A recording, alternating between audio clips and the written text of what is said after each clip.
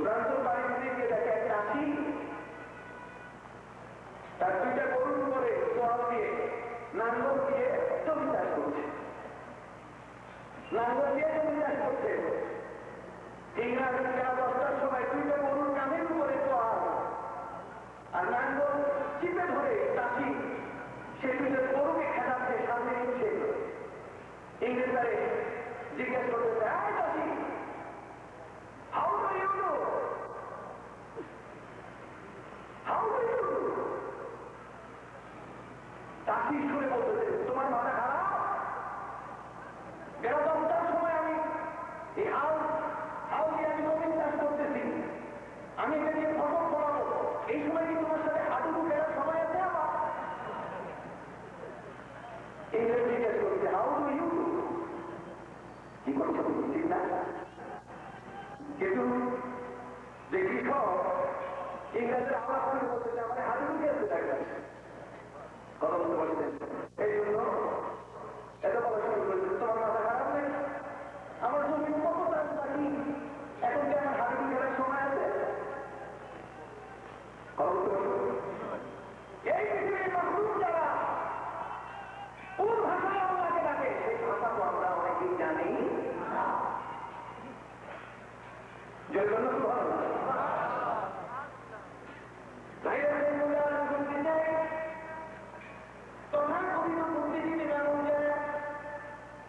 যাদের পেটের মধ্যে কোনো জ্ঞান নাই, মুক্তি জমা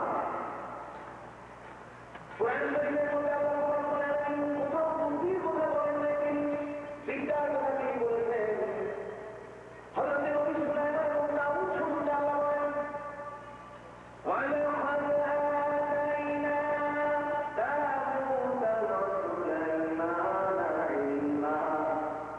আল্লাহ বলেন, যদি দাউদ এবং সুলাইমানকে আমি এলেন দান করেছি, বলতো না।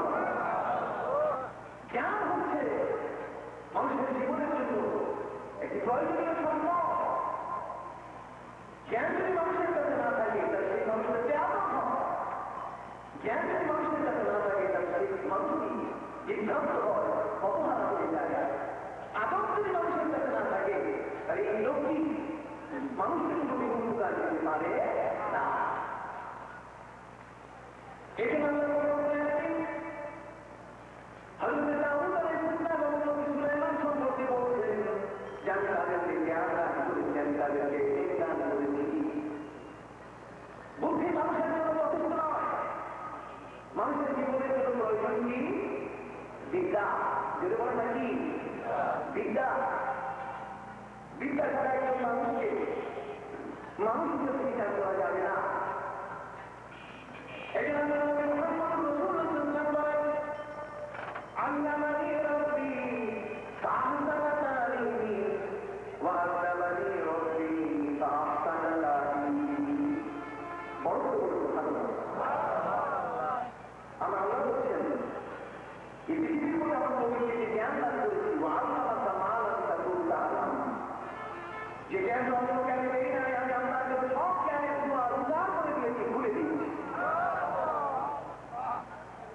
বিশ্বনবী মুহাম্মদ রাসূলুল্লাহ বলেছেন, আল্লামানি রাব্বি ফাহসানা তা'লিমি, উত্তম শিক্ষা দিয়েছেন আমার আল্লাহ আমাকে। কাজে রবীন্দ্রনাথের কাছে শিক্ষা নেওয়ার আমার কিছু নাই। এই পৃথিবীর বিধান যদি অগ্নিবিনা করে, এই পৃথিবীর জোহান বিধান করে, রামায়ণ ভগবত মানে শ্রী ভগবতী যে সমস্ত তথ্য এবং বাণী, এই ভগবত গীতা, এগুলো আমার প্রয়োজন নাই। আমার রাসূল বলেন, আল্লামানি রাব্বি ফাহসানা তা'লিমি, জ্ঞান দান করেছেন কে আমাকে? আল্লাহ। সুবহানাল্লাহ। এখানে আল্লাহর পক্ষ থেকে যে জ্ঞানটি মানুষের কাছে আছে, সেই জ্ঞানটি হয় পরিশীলিত, যে জ্ঞানটি হয় মানুষের জন্য যথেষ্ট গুরুত্বপূর্ণ।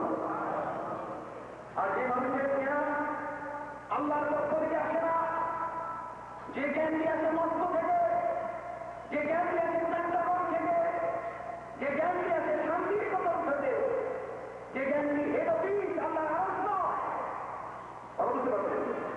যে জ্ঞানটি হেড অফিস কোথায় নয়, আল্লাহর আরশ নয়, বরং মানুষের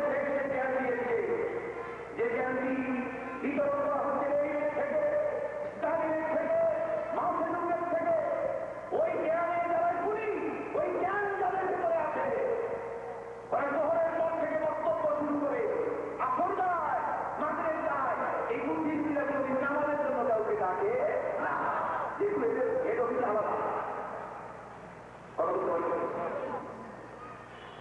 যাদের হেরোদিন আরেক আল্লাহর পক্ষ থেকে যাদেরকে জ্ঞান বিতরণ করা হয়, এই জ্ঞানী মানুষরা যখন কোরআন শরীফ পড়া শুরু করে, এই কোরআন শরীফের মধ্যে গিয়ে ওই মানুষটা কোনো ক্ষেত্রে জ্ঞানের সম্প্রদায়ের কারণে যদি অমান্য হয়, তবু আল্লাহ রব্বুল আলামিনের কাছে ওই মানুষটি একটা আত্মসমর্পণ করবে। জ্ঞানের ব্যক্তিদের জন্য আল্লাহ কোরআন নাযিল করেছেন এবং জ্ঞানের ব্যক্তিদেরকে আহ্বান জানিয়েছেন কোরআন নাযিল করতে। এই ধরনের একজন দরবেশ জ্ঞানী মানুষ উনি কোরআন শরীফের সূরা নূর পড়ছেন। কোন সূরা? সকলে বলুন না, মাইকের আওয়াজ বের করতে নয়, সূরা নূর পড়ছেন একজন দরবেশ।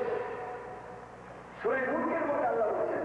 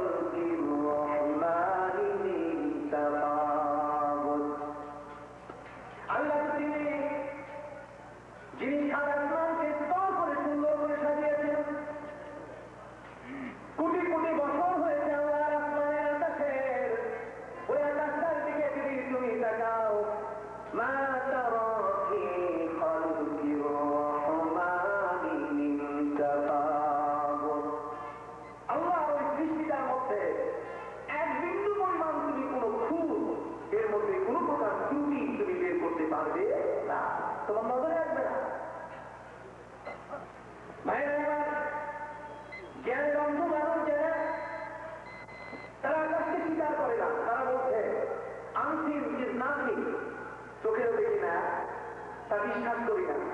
কত করছে ওরা বাগান দেখে না, কিন্তু বেঈমানের দল বিশ্বাস করে। জোরে করো না, বিশ্বাস করে কিনা? বাগান দেখে বিশ্বাস করে। ওরা ফুল দেখে, ফুলের গ্রাম দেখে না, কিন্তু ফুলের গ্রামকে বিশ্বাস করে কিনা?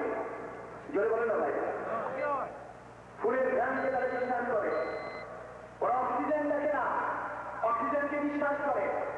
কার্বন ডাই অক্সাইড ছেড়ে দিচ্ছে, এগুলো বিশ্বাস করে, কিন্তু চোখে দেখে না।